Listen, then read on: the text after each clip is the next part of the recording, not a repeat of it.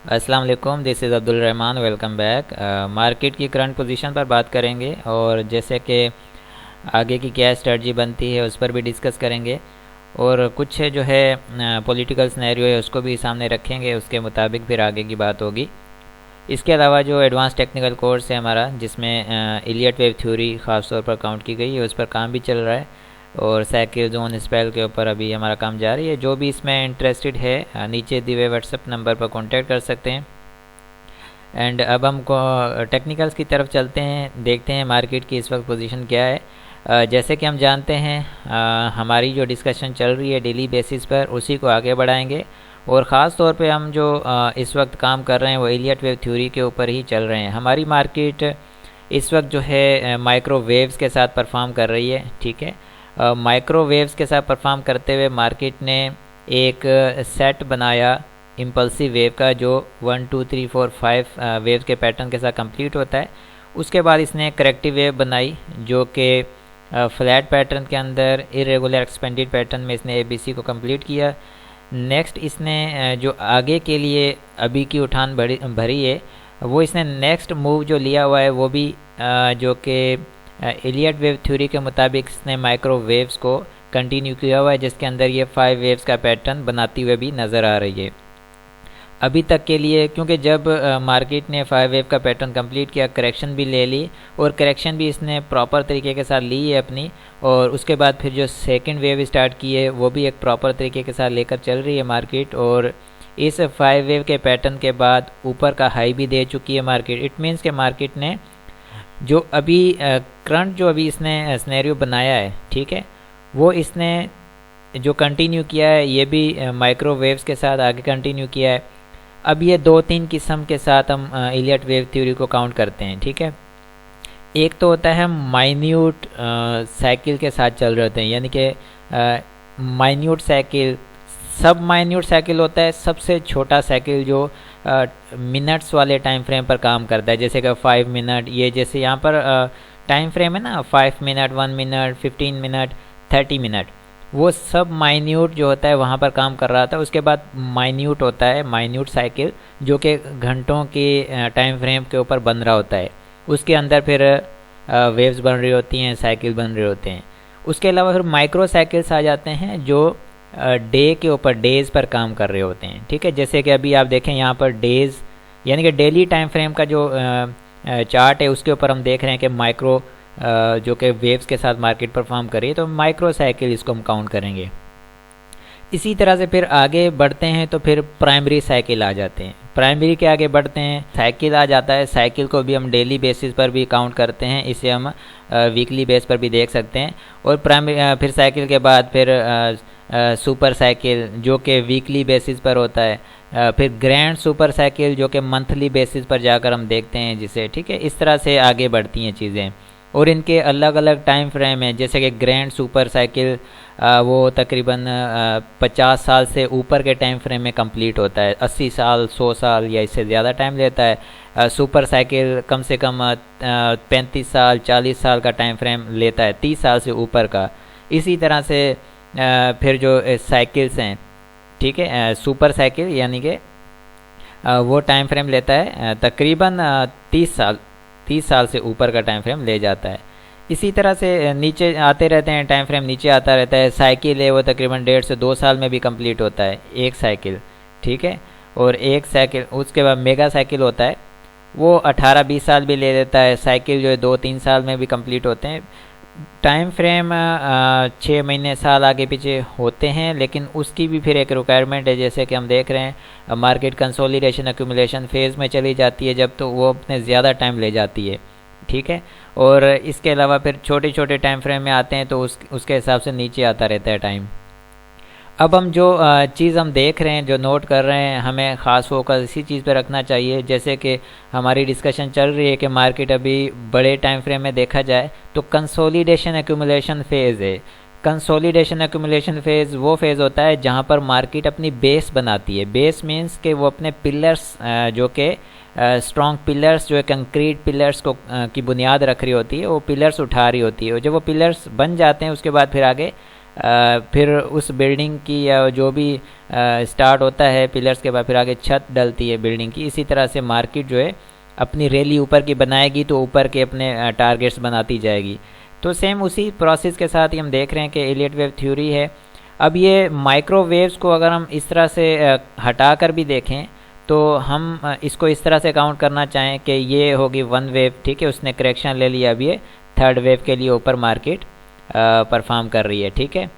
तो ये एक, क्योंकि इसी चीज़ पर हमारे 2-3 दिन पहले हमने डिस्कस की थी कि ये जिस तरह से अगर ये ऊपर जाती है मार्केट परफॉर्मेंस दे रही होती है तो फिर हम इसको प्रॉपर एक वन वेव काउंट करेंगे, क्योंकि वेव्स इनटू वेव्स बनती हैं, ठीक है, वेव्स इनटू वेव्स बनती हैं तभी जाकर सब माइन्यूट के बाद फिर माइन्यूट बनता है, वेव्स इनटू वेव्स बनती हैं तब जाकर फिर माइन्यूट के बाद माइक्रो साइकिल बनता है, सब वेव इनटू वेव्स बनती हैं तो माइक्रो के बाद प्राइमरी बनता है। इसी तरह से वेव्स इनटू वेव्स बनते बनते साइकिल, फिर उसके बाद super cycle, grand super cycle, ये इस तरह से प्रोसेस चलते हैं ना, ठीक है। यहाँ पर इसने माइक्रोवेव्स के साथ इसको एक जो कि कंप्लीट किया उसको हम अब वेव 1 काउंट करते हैं, वेव इनटू दी वेव बनी है तो 1 वेव काउंट हो जाएगी, करेक्शन आ गई, फिर अब ये सेकंड वेव नीचे, अब थर्ड वेव ऊपर की स्टार्ट, ठीक है। अब ये थर्ड वेव ऊपर जो है इसके हाइज अब जो लगेंगे उसको हम मज़ीद काउंट करेंगे तो हमारे पास ऊपर का जो अभी लेवल आ रहा है, ठीक है, उसको भी हम देखते हैं, सपोर्ट लेवल को भी देखते हैं। वीडियो थोड़ी सी लंबी होगी लेकिन आपके लिए काफ़ी इंफॉर्मेटिव है, आपको मार्केट का जो है कुछ ना कुछ पता चले कि मार्केट किस तरह से वर्कआउट कर रही है।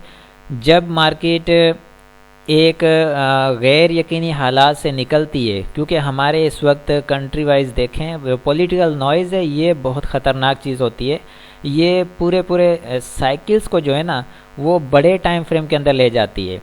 अब एक साइकिल जो है वो तकरीबन 1.5 से 2 साल में कंप्लीट होता है, ठीक है, लेकिन ये जो गैर यकीनी हालात हैं ये 1.5 से 2 साल के साइकिल को 3 साल तक खींच सकता है, क्योंकि उसके अंदर फिर वेव इनटू वेव्स बनना स्टार्ट हो जाती हैं।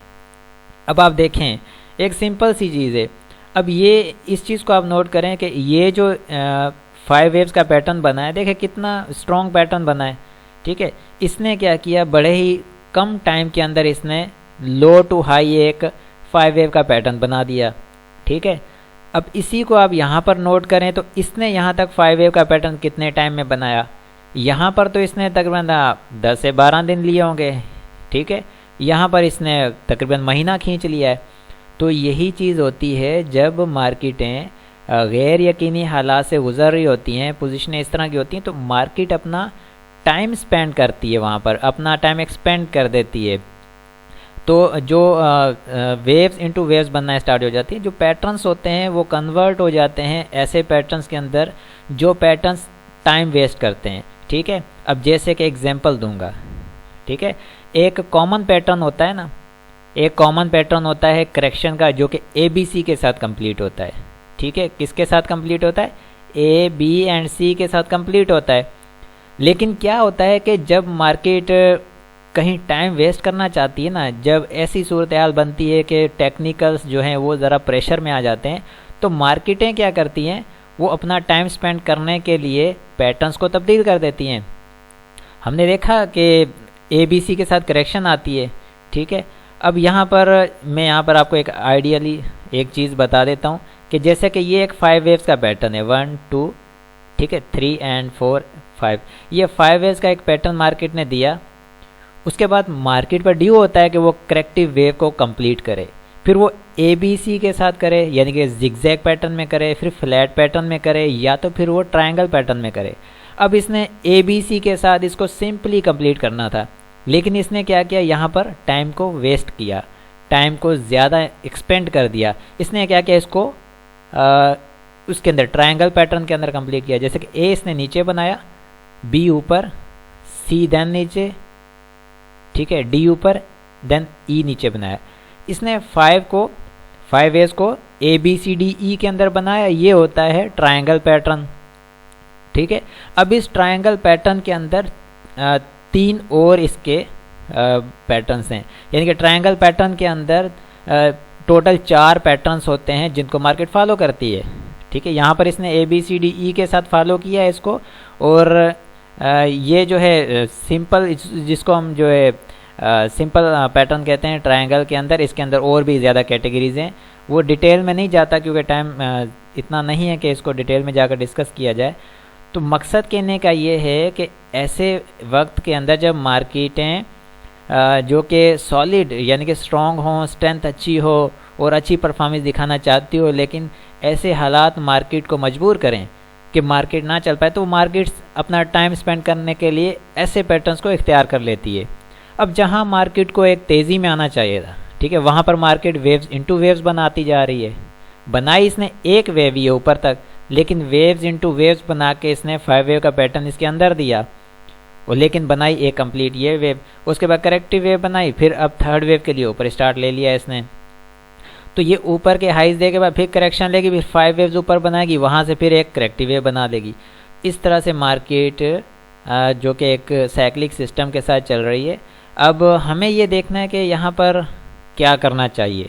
ठीक है, हमारे पास यहाँ पर सपोर्ट एंड रेजिस्टेंस ख़ास तौर पर काउंट होंगे, उनको हमने देखना है कि आगे का रेजिस्टेंस क्या आ रहा है। जो हमारे पास फर्स्ट रेजिस्टेंस आगे आ रहा है वो 43,500 का आ रहा है, 500 एंड 600। ठीक है, दो हमारे पास होंगे, इनको ख़ास फोकस करना है, 43,500 एंड 600।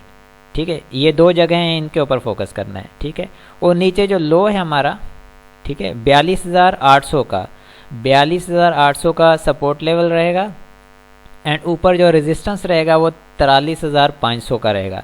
43,500 से 600 तक की रेंज हमारी यहाँ पर रहेगी। तो पॉसिबिलिटीज़ हैं कि अब जो हालात हैं, अगर तो अचानक से कोई चेंजिंग आ जाती है, ये जो अभी पॉलिटिकल नॉइज़ आजकल चल रही है, इसमें अगर कोई अनएक्सपेक्टेड ऐसी कोई चीज़ आ जाती है, तो मार्केट ये जो वेव ऊपर जा रही है इसको एक्सपेंड नहीं कर पाएगी।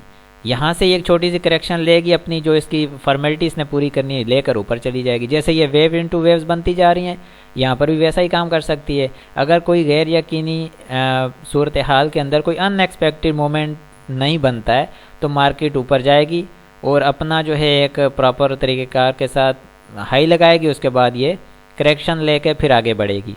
तो इस तरह से मार्केट की अभी मार्केट बहुत ज़्यादा अच्छी है, स्ट्रेंथ में है, बहुत अच्छी अच्छी चीज़ें हो रही हैं, लेकिन ये अनएक्सपेक्टेड जो गैर यकीनी हालात हैं, ये मार्केट को थोड़ा प्रेशर में रखे हुए हैं, जिसकी वजह से सारे सेक्टर और सारे स्क्रिप्ट नहीं साथ में परफॉर्म कर पा रहे। चंद सेक्टर चंद स्क्रिप्ट परफॉर्म कर रहे हैं, लेकिन मार्केट ओवरऑल जो है वो प्रेशर में है। चंद स्क्रिप्ट या सेक्टर की वजह से तो मार्केट को उठा रहे हैं, स्टेप बाय स्टेप जैसी चीज़ें क्लियर होंगी बाकी सारी चीज़ें भी चलने लग जाएंगी। जब बाकी सारी चीज़ें चलेंगी ना, तो फिर इंडेक्स भी बड़ी तेज़ी के साथ मूव करेगा। ठीक है, तो ऐसी सूरत हाल में जब तेज़ी में मार्केट हो, अनएक्सपेक्टेड मोमेंट्स नहीं होते, गैर यकीनी हालात नहीं होते, स्टेबिलिटी होती है, तो वहाँ पर ये जैसे कि मार्केट 2-2, 500-500 पॉइंट बढ़ती है, उसमें क्या होता है कि 2-4 शेयर बढ़ रहे होते हैं, बाकी नीचे पड़े हुए हैं। ऐसा नहीं होगा, फिर 100 पॉइंट भी मार्केट ऐड करेगी तो आपके शेयर आपको बताएंगे कि हम परफॉर्म कर रहे हैं। 200 पॉइंट के अंदर मार्केट में आपके 30% स्क्रिप्ट जो है अपर कैप के आसपास घूमेंगे। ये होती है तेज़ी की मार्केट की निशानी। ठीक है, तो अभी मार्केट में प्रेशर बहुत है, तो यही कहा जा सकता है कि एक्यूमुलेशन फेज़ को कंटिन्यू किया जाए।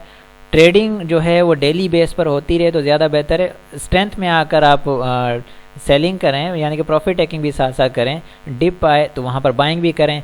बाइंग आप डिप पर कर सकते हैं, क्योंकि मार्केट में कोई ऐसी ख़राबी वाली चीज़ सामने नहीं आ रही, मार्केट बेहतर है। छोटी मोटी डिप्स लेकर ऊपर भी दोबारा से अपना स्टार्ट ले सकती है, काउंट करती जाएगी आगे के लिए।